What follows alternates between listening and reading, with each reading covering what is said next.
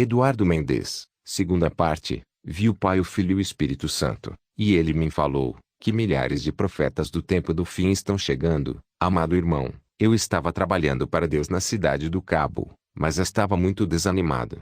Eu preguei as boas novas do Evangelho naquele condado.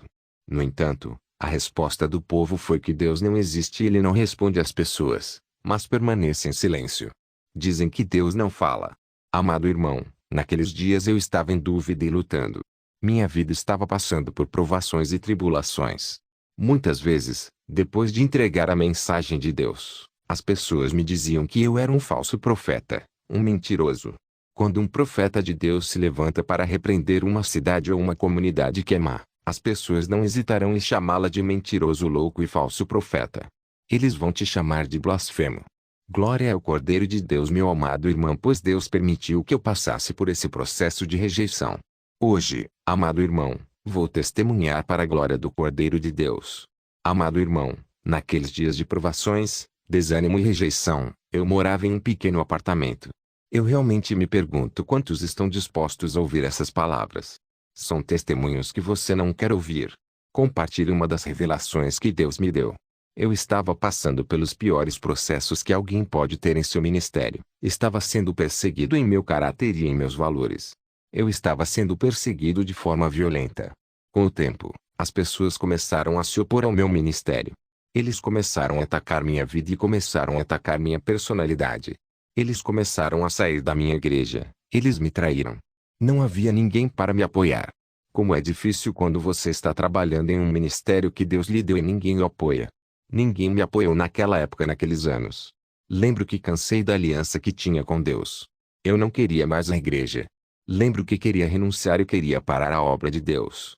Graças a Deus eu não fiz isso, mas decidi me afastar de Deus. E o que mais você pode fazer de ruim? Tentei pegar uma cerveja com a mão, mas ela caiu. Tomei a resolução de abandonar a obra de Deus porque não queria mais falar por Deus. Toda vez que Deus me entrega uma mensagem, as pessoas criticam a palavra e a revelação de Deus. Assim, desisti de pregar porque não queria que ninguém me criticasse. Eu estava em desespero e angústia. Eu me sentava à tarde e dizia a Deus: você está errado. Eu não sou o homem que tu dizes que eu era. Então alguns colegas me convidaram para uma festa à noite. Fiquei triste e angustiado. Quero salientar que quando você está em um processo permitido por Deus, são coisas que você faz no meio de um processo que irá desfazer todo o trato de Deus de volta a 0 pontos. Você também pode acelerar o processo de purificação, crescimento e amadurecimento de Deus. Eu estava a ponto de desfazer o processo de Deus em minha caminhada com Ele. Certa noite, depois de ser rejeitado por muitos, cheguei em casa não triste, desanimado. Comecei a falar com Deus. Na verdade, eu queria me despedir de Deus. Naquela noite, ajoelhei-me para me despedir de Deus. Eu disse: Deus, perdoe-me porque não sou o homem que você pensou que eu fosse. Eu deveria dizer ao seu povo que estou ofendido com a mensagem para me perdoar. Pela primeira vez não tive coragem de continuar falando o que você me disse porque estou com medo. Não quero saber mais porque me chamaram de louco por amor de ti. Já estou desanimado por sua causa. Eles dizem que você não fala comigo, que eu sou um falso profeta. Eu sou um mentiroso. Eu apenas trabalho para obter o reconhecimento deles. No entanto, você sabe, eu nunca procurei o reconhecimento de ninguém. Você está errado. Não estou tão preocupado que você disse que eu estava. Eu não sou esse profeta. Ninguém acredita em mim. Eles não acreditam. Mas algo interessante aconteceu naquela oração de despedida naquele dia, algo que eu não esperava. Imediatamente, vi alguém em um túnel e ele era muito diferente de um ser humano normal. Na verdade, eu já estava no reino espiritual. Meu amado irmão, entrei em um túnel e ouvi um som. De repente, vi que estava em um alto monte diante da glória de Deus, pois já estava na dimensão espiritual. Amado irmão, muito longe vi um personagem cheio de energia. Ele era resplandecente. Ele era deslumbrante como uma luminária. Meu amado irmão, não pude observar esta figura, mas vi uma silhueta de homem, mas este homem parece um diamante cheio de glória. Ele começou a se aproximar de mim. Quando me aproximei dele, ele me chamou 2 vezes pelo meu nome, Eduardo. Ele me disse: Filho do homem, eu sou o eterno Espírito Santo de Deus. Eduardo, antes de falar com você. Imediatamente, meu amado irmão, voamos para o primeiro céu. depois para o segundo céu e finalmente para o terceiro céu. E quando chegamos ao terceiro céu, glória a Deus, vi um homem de branco que estava sentado no trono. Seu rosto brilhava como o sol, glória ao Cordeiro. Olhei e vi uma gota de chuva caindo da glória do trono para a terra. Quando esta gota tocou a terra, ela se quebrou em 1000 pedaços. Essas gotas de chuva do trono de Deus eram como centenas de diamantes líquidos que saíram da glória do trono. Nesse momento, o Pai falou e me perguntou: Eduardo, o que você quer fazer agora? Comecei a dizer a ele: Senhor, seu povo não acredita em mim. Aqueles que dizem que te amam criticam a mensagem que você me deu. Aqueles que dizem que servem a ti não acreditam em mim. Eu não aguento mais isso. E o Senhor me disse: Eduardo, por causa do meu amor por você, hoje você decide virar as costas para mim. Antes de fazer isso e me deixar, eu cortaria sua vida por medo de perdê-lo. Vou tirar sua vida para salvá-lo. Naquele dia, antes de você sair da minha presença, cortarei sua vida porque não quero perdê-lo. Eu sou aquele que tem a chave da vida. Eu posso tirar sua vida. Perguntei-lhe: Senhor, o que queres que eu faça? E Deus me disse: continue pregando como eu instruí você. Você deve continuar a levar a minha palavra onde eu quero levá-lo. Aquele que está sentado no trono me disse: Eduardo, esteja atento às minhas palavras e ouça as palavras que vou lhe dizer. Então, de repente, vi letras gigantes e douradas descendo do céu.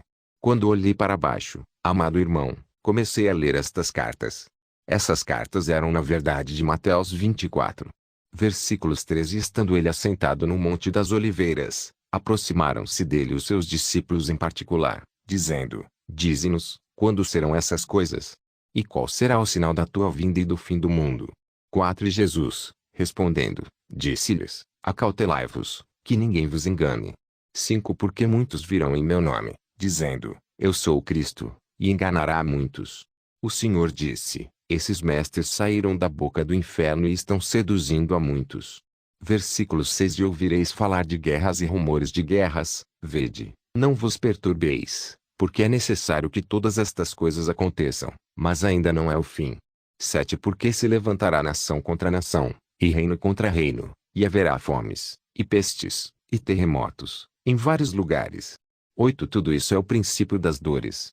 Então, de repente, o Senhor me disse: Eduardo, essas coisas vão acontecer e seus olhos as verão e você verá na TV e ouvirá no rádio. E você saberá que isso está acontecendo. Mas ainda não é o fim. O Pai disse: é necessário que minha igreja entenda isso, pois os julgamentos e as provações serão desencadeados na terra. Os julgamentos virão sobre a terra por causa da rebelião do meu povo. O Senhor disse: eu te levantei como um profeta para as nações nestes tempos. Vai e diga à minha igreja para se preparar porque logo meu filho descerá. Minha amada igreja voará no arrebatamento para o Cordeiro. Estou chamando você como um profeta de Deus para você ir e contar a eles. A minha igreja deve preparar-se porque em breve voarão comigo no ar. Quando o Pai me disse isso, perguntei a ele sobre as gotas de diamante líquido de seu trono que caíram na terra. O Espírito Santo respondeu: as gotas líquidas que você viu são as centenas de profetas ungidos que sairão no tempo da dispensação das nações para anunciar o fim. Eles ensinarão meu povo a se preparar e estar pronto. Eles pregarão a verdadeira e sã doutrina porque os dias são maus e perigosos. Eles avisarão meu povo para acordar de seu sono. Então, de repente, o Todo-Poderoso me disse: aqueles que perseverarem até o fim serão salvos. É por isso que você não deve parar e deve continuar o trabalho. Se você não quiser continuar este trabalho, antes de sair da minha presença, cortarei sua vida. Eu sou aquele que tem vida e tirarei sua vida se você decidir virar as costas para mim. Você deve continuar a levar a minha palavra, pois irá onde eu quero que vá. Você continuará me seguindo para onde eu o levar. Eu sou aquele que vai adiante de você, não um homem. Então o Senhor disse: vou permitir que você veja algo que muitas pessoas me pediram para ver. Mas nem todo mundo teve permissão para vê-lo. Quando o Pai me disse isso, o Espírito Santo me pegou pela mão e disse: venha, quero mostrar a você o que o Pai quer que você veja. Imediatamente, começamos a caminhar. Meu amado irmão, estávamos andando e nos movendo rapidamente a uma velocidade incrível. De repente, chegamos a uma cidade. Havia casas. Fiquei curioso sobre a construção e partição desta cidade. Eu vi multidões de pessoas, pois todos estavam se movendo. Na verdade, Estávamos na Terra Santa em uma estrada de Jerusalém pelas pedras de Israel. O Espírito Santo me perguntou: você não reconhece este lugar? E eu disse: Senhor, eu não sei. E ele me disse: esta é a Jerusalém de 2000 anos atrás, desde o seu tempo. Este é o período do Messias, e vocês serão os convidados do evento do Cordeiro. Imediatamente nos juntamos à multidão de pessoas na cidade e começamos a ouvir o rugido da multidão. Eu os ouvi gritando com um homem. Eles disseram: herege blasfemo. Falso profeta. Então, de repente, vi pessoas na multidão batendo em um homem que estava banhado em sangue. O homem estava desfigurado. Amados, eu vi o Cordeiro de Deus. Eu queria ver seu rosto machucado. Seu corpo foi dilacerado. Você podia ver os pulmões, seus intestinos e suas costelas. Ele estava andando e carregando um bloco de madeira e estava extremamente cansado. Sua respiração era pesada. Na rua, notei que havia figueiras secas e poucas árvores secas. Eu vi o Senhor nesta condição horrível. Pude ver a face do Rei dos Reis e Senhor dos Senhores. Estávamos seguindo a multidão que estava em alvoroço e chegamos a uma montanha alta e seca. O Espírito de Deus me disse: este é o Cordeiro de Deus e este é o homem que Deus deu ao mundo como sacrifício. Eu vi o Senhor que estava carregando sua cruz. Eu vi uma cena que me impressionou porque seu corpo caiu no chão, mas ele não caiu como mostrado no filme, onde o apresentaram caindo para trás. Eu vi caindo de cabeça para baixo. Seu corpo estava coberto por uma mistura de sangue e areia, e então o jogaram na cruz. De repente, eles esticaram seus braços e eu observei enquanto essas pessoas levavam pregos. O que me chamou a atenção é que nesses pregos havia uma inscrição. Eram cartas escritas que diziam: brigas, divisões, litígios, fofocas, maldições. E, quando tiraram o martelo, vi que também havia uma inscrição no martelo, pois nele estava escrito: prostituição, adultério, fornicação, ações judiciais, maldições, heresias. Amados, o fruto da carne estava escrito nele. Mas algo aconteceu quando o soldado estava prestes a acertar o martelo do prego. Pois naquele momento, o Senhor Jesus Cristo começou a falar comigo. Ele me disse: Eduardo, eu aguentei tudo isso porque amo você e toda a humanidade. Você pode aceitar o que eles estão fazendo comigo? Se eu posso levar e suportar essa dor pelo seu amor e se o que você vê dói, você imagina o amor que eu tenho por você e pela humanidade a ponto de aceitar esse tratamento cruel.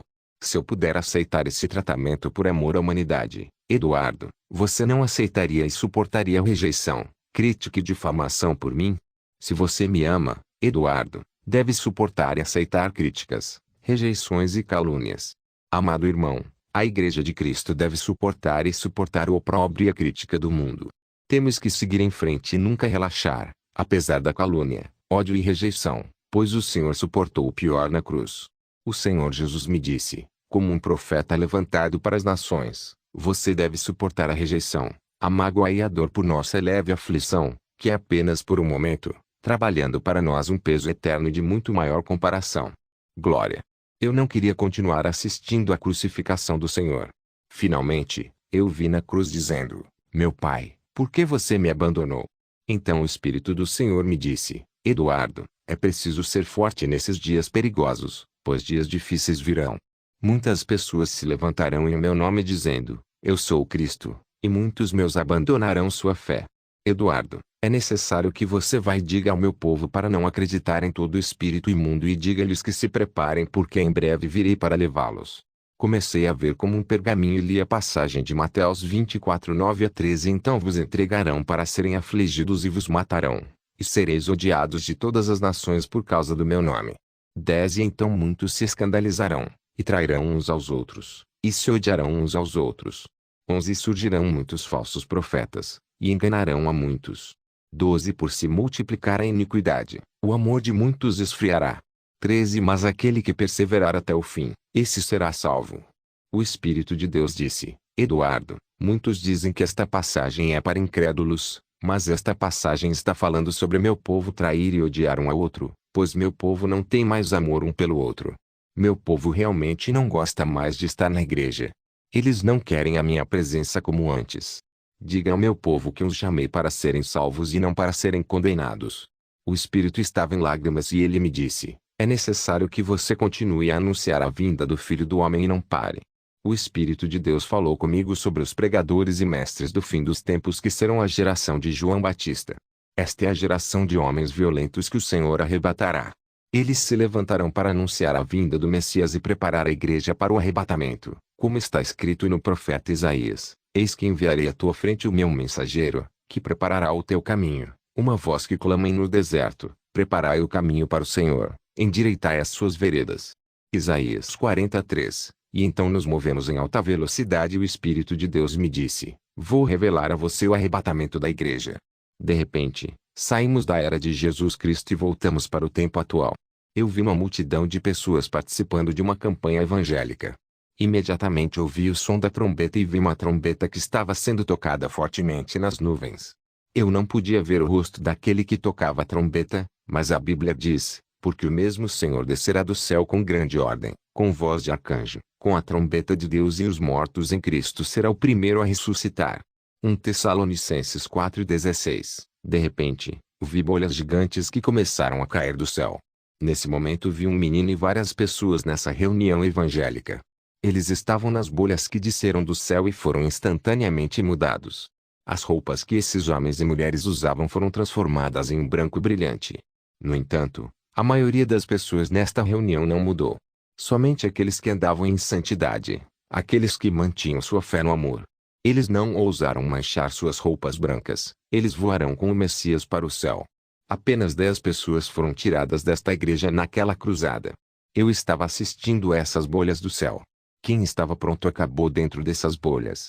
Enquanto eles estavam dentro dessas bolhas, vi suas roupas ficando resplandecentes como o sol.